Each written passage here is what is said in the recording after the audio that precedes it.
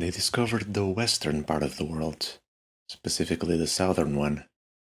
It's not like it wasn't populated already, they were just too primal for the current standards.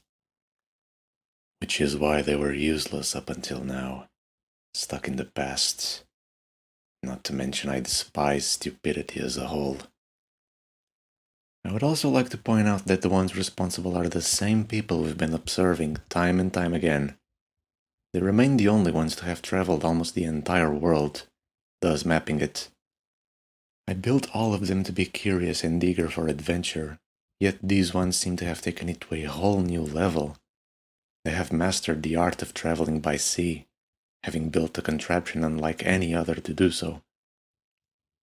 Their persistence and fearless nature has earned them their dominance, as well as my respect.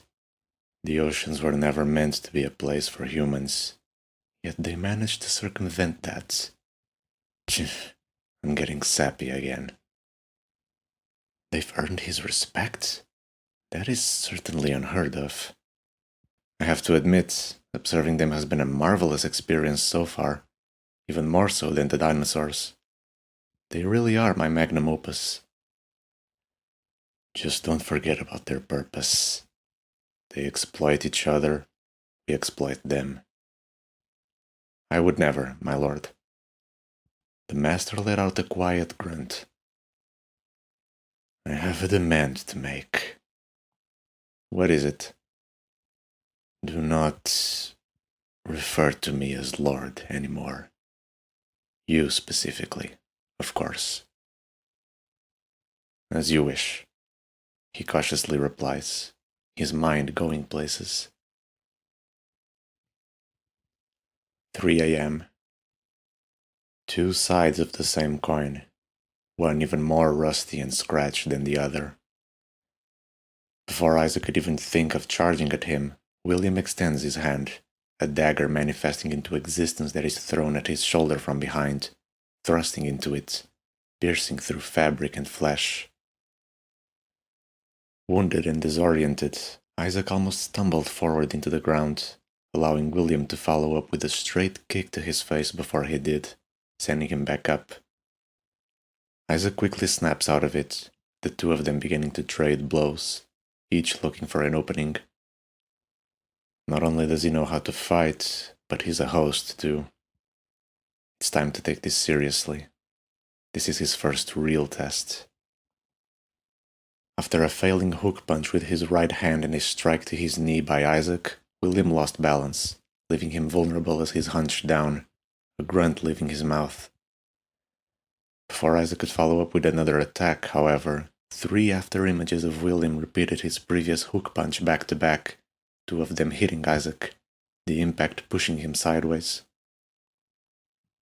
He then retrieved the dagger from Isaac's back, a wet, fleshy sound accompanied by blood spilling out, immediately reaching for his neck with it.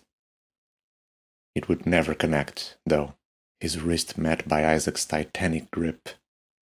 It was so strong it cut off blood flow into his hand. With arms shaking and face already showered in sweat, William acted faster, letting go of the dagger suspended above them by his restrained hand into his free one below, a smooth fall. Then, with a swift rotation to point the tip at his stomach, he thrusted for it. And yet, Isaac was still able to take hold of his other wrist just in time, the tip of the blade touching his clothes, rendering him fully incapacitated. This awkward moment wouldn't last, however, as Isaac sets up a tiny portal on the ground just beside his right foot, and another one facing the back of William's left leg. He sends his foot down through it, the strike putting William on his knees, with the other leg following suit. "Tough motherfucker, aren't you?" he said while still trying to push the dagger forward, almost groaning it out, the two of them staring at each other. Not in the mood for the attempt at dialogue, Isaac shuts him up with a headbutt straight down to his face, making for a rough crack as his forehead is slightly caved in, the impact giving him a concussion, enough to loosen his grip on the dagger, allowing him to snatch it out of his hand. Isaac also goes for a downward stab at the front of William's neck. That is, before the dagger suddenly vanishes from his hand, resulting in a not as efficient hammer punch, confusing the living daylights out of him. A hammer punch that wouldn't even land.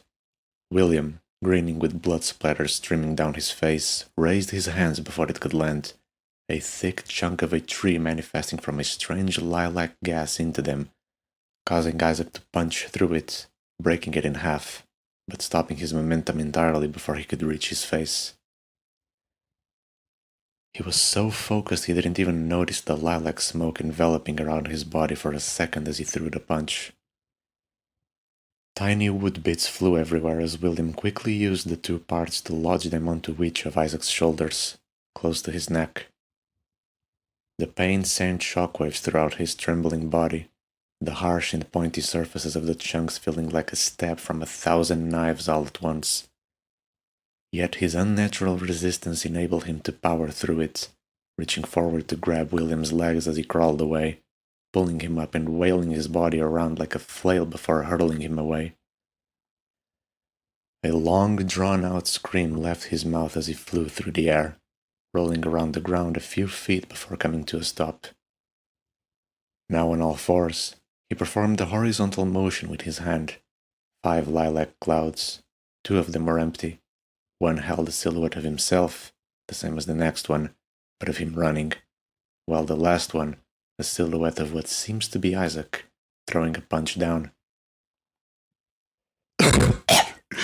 Shit, nothing decent, he said as he booped the last cloud, the others fading away, before slowly standing up. He extended his hand towards Isaac, snapping his fingers. Just after finishing removing the lodged wood chunks from his body, Isaac heard what sounded to be 2 lone footsteps in the grass to his right, as if someone fell down on it. With a swift turn of his head, he saw himself going for the exact same punch he did before to William. Thankfully, he blocked it just in time with both hands, his brain not even processing the unsettling sight this is, looking into his own wide eyes from an outside perspective. He held it for a few seconds, surprised by his own strength being used against him, before the figure faded away in a huff of lilac gas, having not done anything else. Looking back at William, he was stunned to see 3 of them running away in different directions, 1 forward, 1 to the left, and 1 to the right. The hell? Having to pick one in a hurry, his head switched erratically between each of them before settling for the one on the right, beginning to chase him down. The real William, however, was the one who went forward. This wrong choice by Isaac gave him ample time to run up to a power box. He shook it, a lilac aura wrapping itself around it for a second. He also broke a branch from a small tree and dropped it to the floor, the same aura enveloping around it, followed by running towards a small lake in the middle of the park up ahead. As the 2 other copies of him disappear, Isaac finds himself bamboozled, clenching his fist in anger before beginning to sprint towards him. As he was just about to catch up, William dove into the lake, causing a big splash. He swam towards the middle of it, even though he could just walk. It's not that deep. Isaac stopped at the start of the lake, hesitating to go after him. William seems to take advantage of his recklessness, someone who's less about sheer power and more about underhanded tactics and deception. He just can't quite wrap his head around his abilities just yet. You're planning something, aren't you, little gremlin? William turns on his back in the water, splashing sounds filling the air, eyeing him with a mischievous look on his face. Oh, but what an unfortunate and vulnerable situation I find myself in. It would be quite unlucky to have someone charge at me with such impaired mobility. Truly, a bold and reckless decision to have come here, he said with an obvious ironic fearful tone, lying on his back in the middle of the lake, blood from his wounds tainting the water around him. It's clearer than ever now. Isaac can't act recklessly.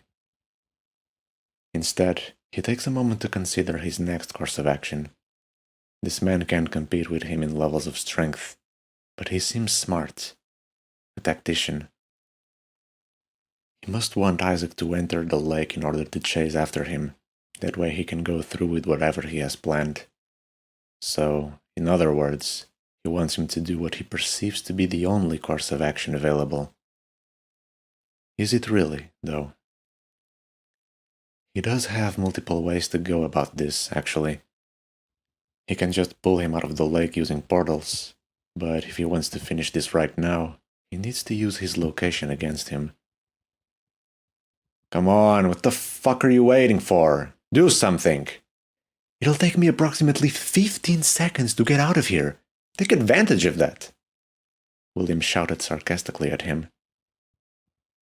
He wants to reach him, but it's not like he has to sprint towards him with such predictability. The bull must outsmart the matador. He sets up a portal beneath him and another one above William, immediately hopping through it as the smirk on his face turns into a fearful grimace, glancing at pure nightmare fuel above him.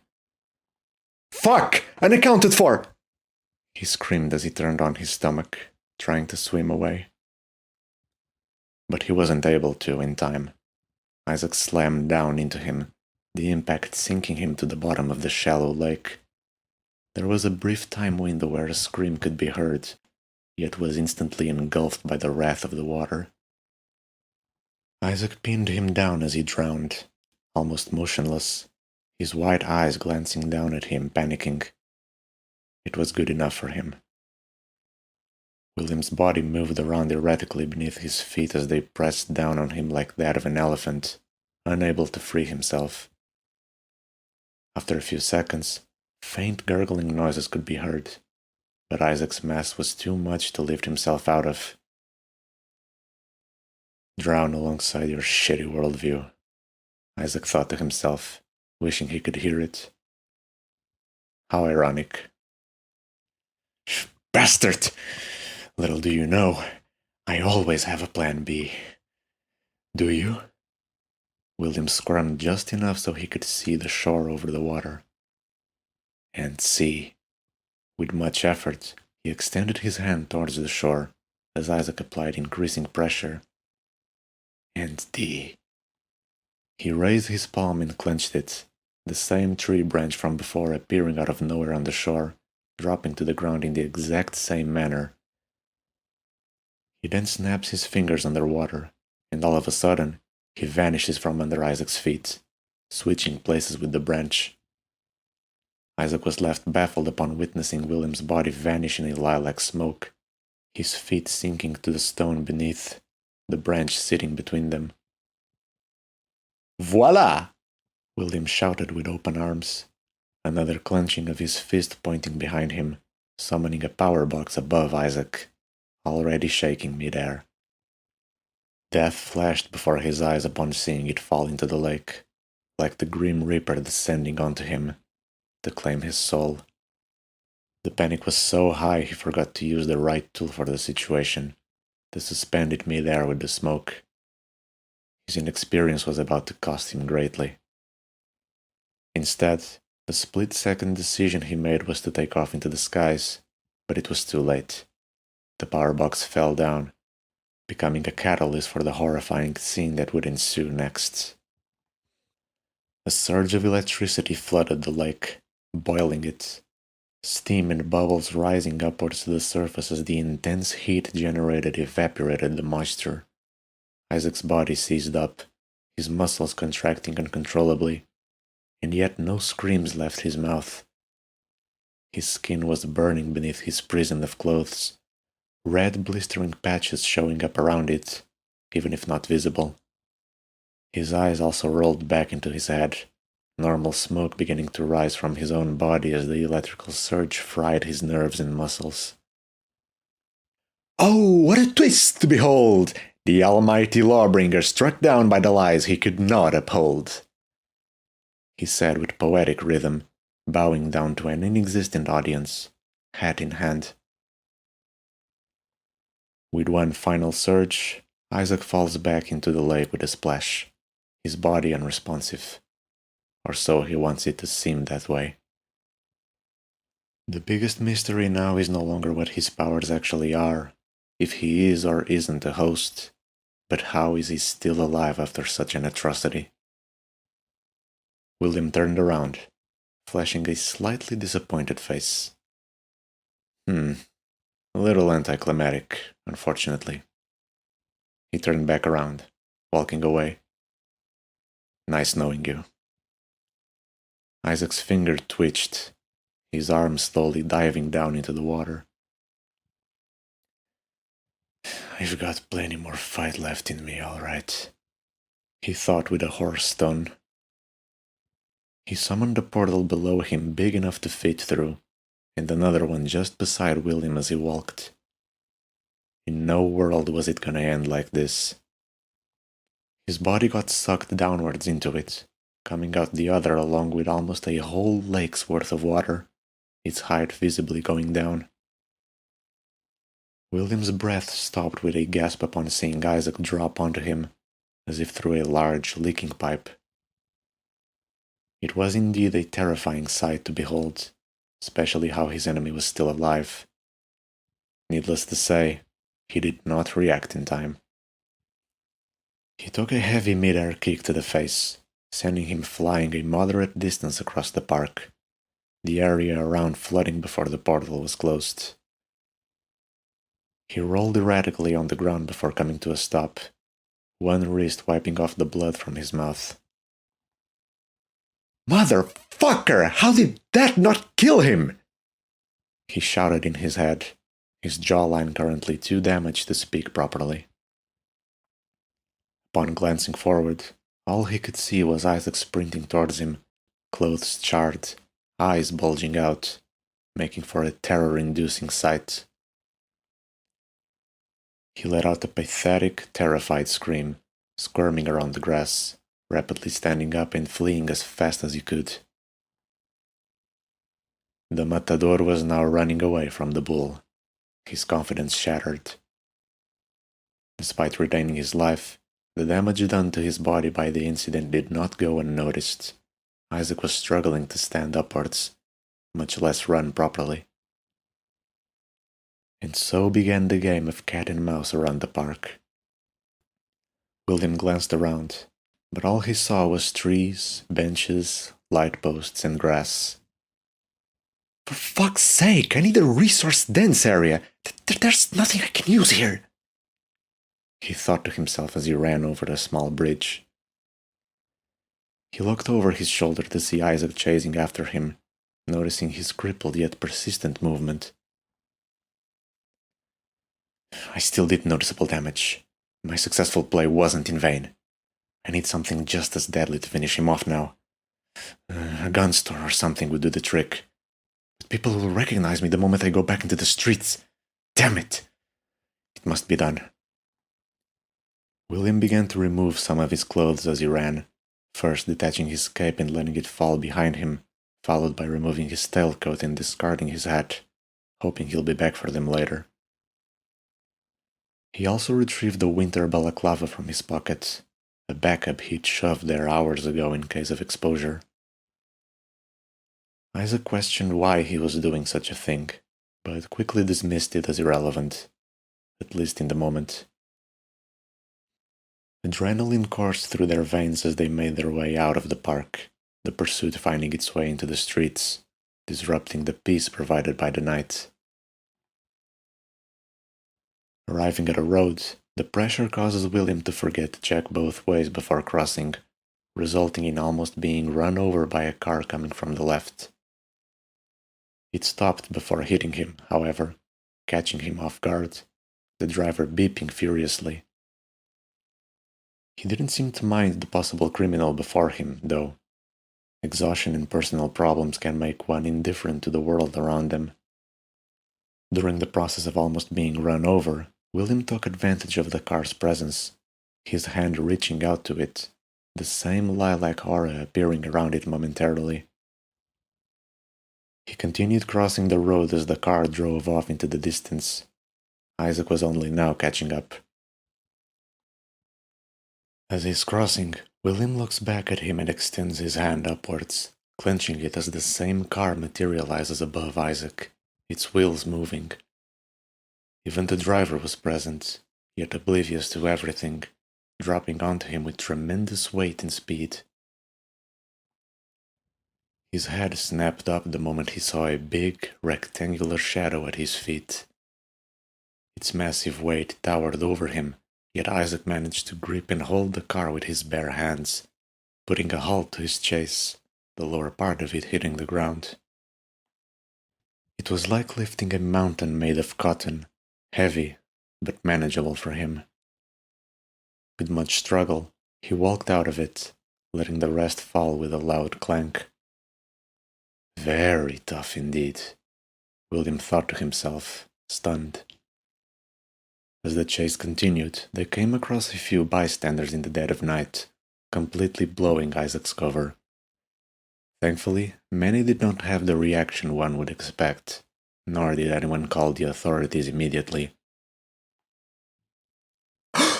"Holy shit, dude! It's the Lawbringer! Look!" a young man said while pulling his friend's arm, witnessing the chase. "Huh? Oh my god, you're right! Pull your phone out!"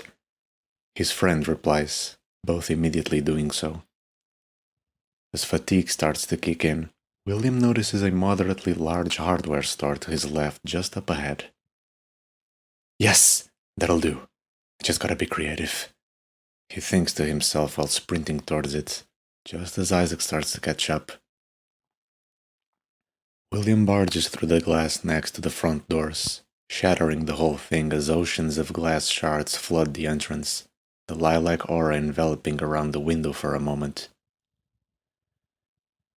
Isaac quickly follows after him, both entering what can only be described as a storage heaven.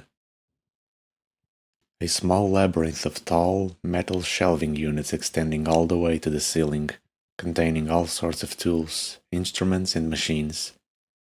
It's dark, but the moonlight piercing through the large window in the ceiling makes the place eerily visible enough. Passing by the checkout area, Isaac finds himself lost in said labyrinth. William is nowhere to be seen, even though he wasn't much far ahead when he entered. He's unsure how he was able to vanish so quickly. Lacking the capacity to feel fear or anxiety, he marches on, slowly walking through the hallways in an attempt to find him. Several steps down the hallway and not a single sight of him. Not a clue, not even a noise. Nothing. Did he run away, perhaps? An answer is immediately provided the moment he catches a glimpse of him running to the right side of the hallway up ahead. Isaac took chase, the possibility of a trick or decoy slipping his mind. Upon turning to face the corridor he ran to, there was no sign of him once more, Isaac's right foot rising to stomp the floor. "God fucking damn it! Come on!" His composure was eroding by the minute, not even thinking of where to look next right away. But he didn't have to. The sound of glass shattering above would guide him. He glances upwards, only to find the exact same glass wall at the entrance, levitating above ground all the way close to the ceiling, shattering the same way it did when William barged through it. Same thing. Again. His train of thought was cut short, but he's slowly piecing everything together. William's core power is getting progressively more palpable. Strange how he would choose that to happen again above Isaac. It's not like some fallen glass shards would hurt him, not to mention it's been placed slightly ahead of him, not directly above. His only response was to step back a few feet. No, that's not right. Why would he choose to do something so meaningless at first glance? He was right to suspect it, but he should have done so earlier. As expected, it was only half of the picture, as an industrial grinder materialized right where all the glass shards were about to fall. Shit! He cursed to himself. But before he could run away, William unexpectedly fell on top of him, delivering a heavy blow to his head with a tack hammer, producing a meaty thud and knocking his hat away. Overwhelmed with dizziness, Isaac stumbled forward, yet was grabbed by William before he could fall. He held his arms firmly, crouching behind him.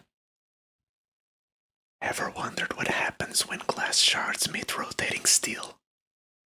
He whispered in his ear. His senses took a hit, his vision dark as the night, but he could hear the grinder turning on, devilish claws preparing to mulch away at the fallen glass shards. As the first ones made contact, a constant piercing clatter followed by high-pitched shrieking could be heard, as thousands upon thousands of splinters and microscopic shards propelled themselves across the area at rapid speed, like a bloody spectacle of sharp objects, a true death by 1,000 cuts. Several of those hit Isaac throughout his entire body, their mass too insignificant to even make a sound upon ripping the clothes, lodging into the skin. It is pure, silent agony. He was helpless to act, his senses still recovering, all while William carefully hid behind him, a grin on his face. His first instinct was to slowly raise one arm into his head, blocking his eyes from the flying hazards. The little goblin behind him was but an afterthought in the face of great danger.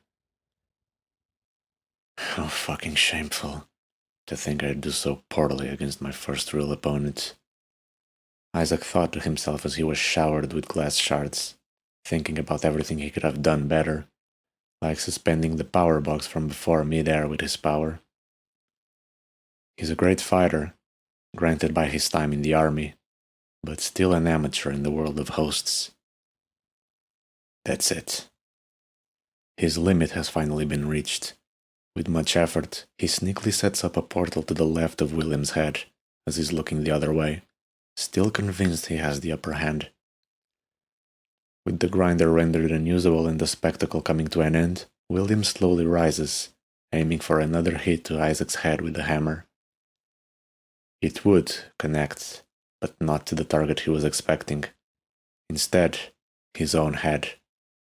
A second portal appeared in the trajectory he swung, the hammer going through it, coming out the first one and hitting William on the cheek in a fine, crushing blow. A loud grunt of both pain and confusion left his mouth, along with a splattering of blood on the floor to the right, his body jerking in the same direction. The front of Isaac's body was in utter ruin, but still not enough to put him down. He performs a rotating roundhouse kick at William, who cowered behind a version of Isaac he had summoned a mere split second before, hitting it instead. It barely flinched. The body also wounded the exact same ways as him, a perfect replica. It looked as if it had felt the impact, yet did not react accordingly, as if only present physically. He could see William extending his hand onwards to the left, his fist clenching. Isaac immediately glanced in said direction to see what he was planning. Surely enough, a small propane tank materializes far into the left hallway, falling to the floor with a loud bang. Remembering what happened back in the lake, Isaac saw right through his plan. Not this time, asshole, he said to himself, setting up a portal slightly ahead of the propane tank next to the shelf, facing down. With the snap of a finger, as expected, William vanished, switching places with the tank, that was now hissing violently. In a controlled panic, Isaac shoved his own copy out of the way, throwing it sideways by the clothes, falling pathetically to the floor and vanishing moments later. He then sets up the second portal on the floor in front of the tank and gently nudges it onto it with the tip of his foot, coming out the other one where William was now running by, falling to the floor yet again and rolling forward until hitting the opposite shelf, William gasped in horror, his legs working overtime to try and get away. "Motherfuck!" he shouted, his voice cut short by an attempt to dive forward in a last-ditch effort to make as much distance as possible before a powerful explosion ravaged the place. A loud and distorting boom assaulted everyone's ears within half a mile, causing a wide panic among the streets as several people woke up from their sleep, terrorized. The authorities were quick to be called after such an incident. Meanwhile, inside the store, a massive fireball erupted. Many shelves knocked over each other, creating a domino effect, the shockwave of the explosion pulverizing them as unfathomable amounts of products fell over, creating a cacophony of falling metal, wood, and other materials. The large skylight was also destroyed, a blessing in disguise, creating a gateway for the smoke. The place went from an ordinary warehouse into desolated ruins in the span of seconds. Isaac got away in time, watching the explosion at the far end of the store in both awe and fear, partially covering his vision during the initial flash. William, on the other hand, had barely escaped its wrath, landing sloppily on the ground due to the shockwave, resulting in other minor injuries. Needless to say, a fire started inside the store amongst the debris. It was spreading slowly, however, due to the low flammability of the place, apart from the wood. Isaac hastily made his way through all the rubble, the floor scattered with various items of different sizes, messing with his traversal. Turning left after a big pile of debris, he finds William attempting to crawl away. He looks back at him with a contorted expression, visible through the mask, as both lock eyes. "I still have 2 aces up my sleeve, pal," William thought to himself. Isaac began closing the distance between them, slowly and menacingly walking towards him, yet this time he was on high alert, his awareness of his surroundings sharp as steel.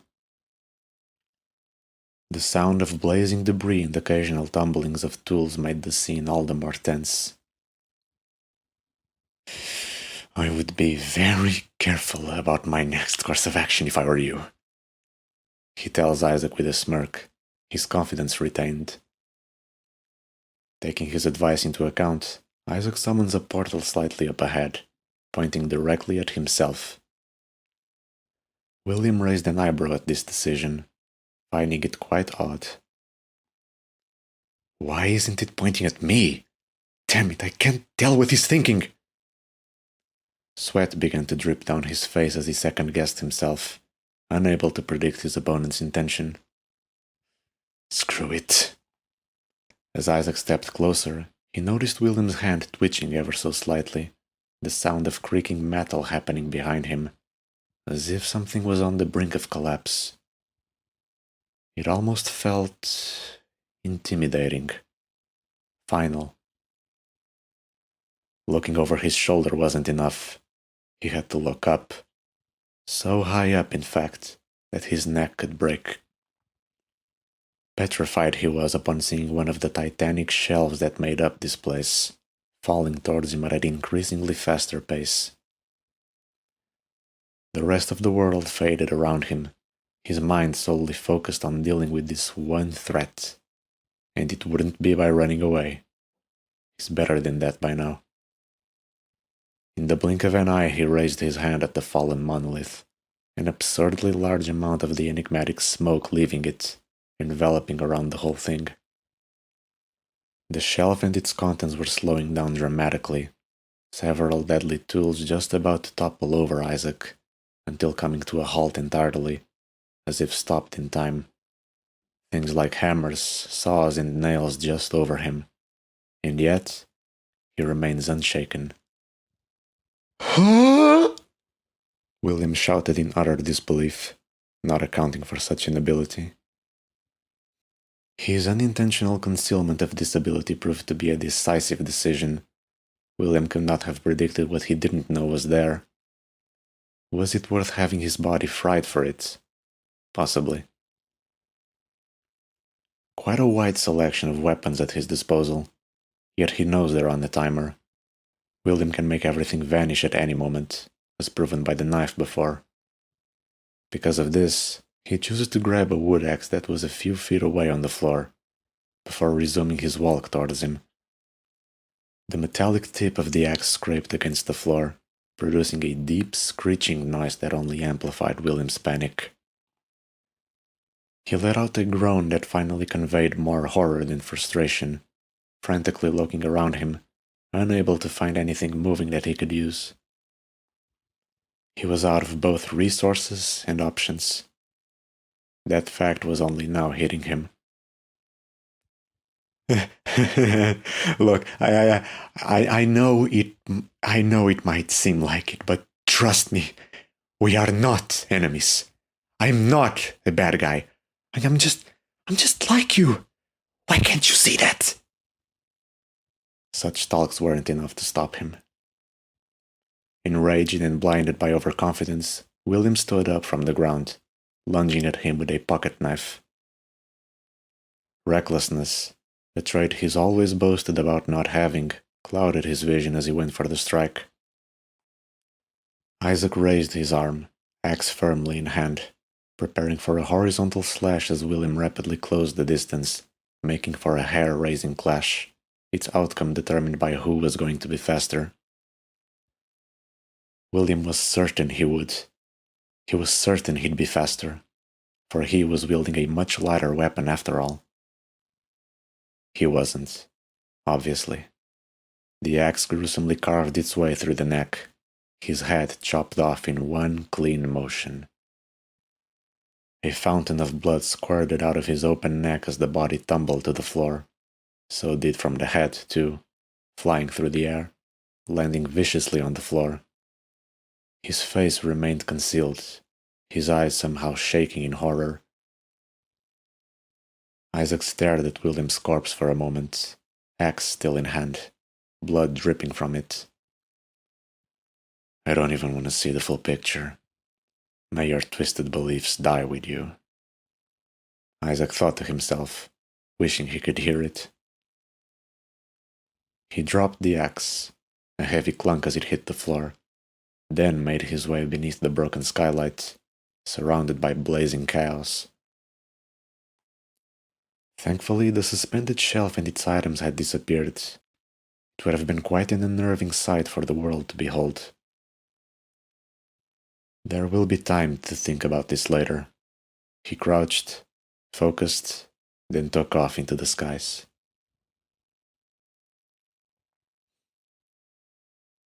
He did not notice something peculiar about William's corpse.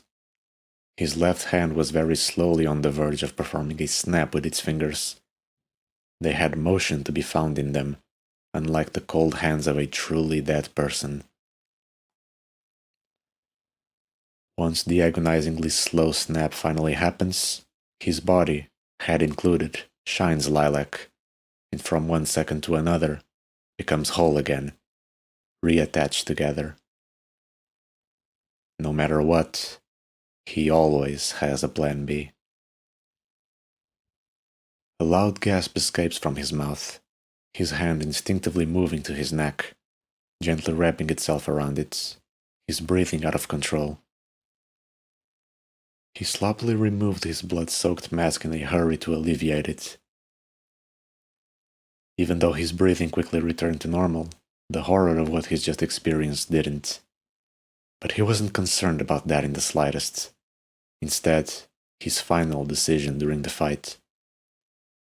He was so perplexed that his brain forgot to acknowledge it. Why? Why did I do that? He screamed to himself, both hands gripping his shaking head. This wasn't an appropriate place to vent, though. Realizing it, he quickly got up and made his way out of the store, sirens already screeching in the distance. Police, firefighters, and ambulances. Luckily for him, he managed to sneak his way back to the park without many bystanders witnessing him, none seeming to recognize him, probably because of the casual clothes. They're so used to his iconic outfit after all. But more importantly, no one saw him leaving the store. He picked up each piece of his outfit that was scattered about in a line, putting it back on. The authorities and fire trucks only now beginning to surround the place. William glanced back at the rising smoke. His only wish was to express the rage he was feeling, but knew that possibly drawing attention to himself now was a terrible idea. A sudden stomp with his foot still managed to seep through.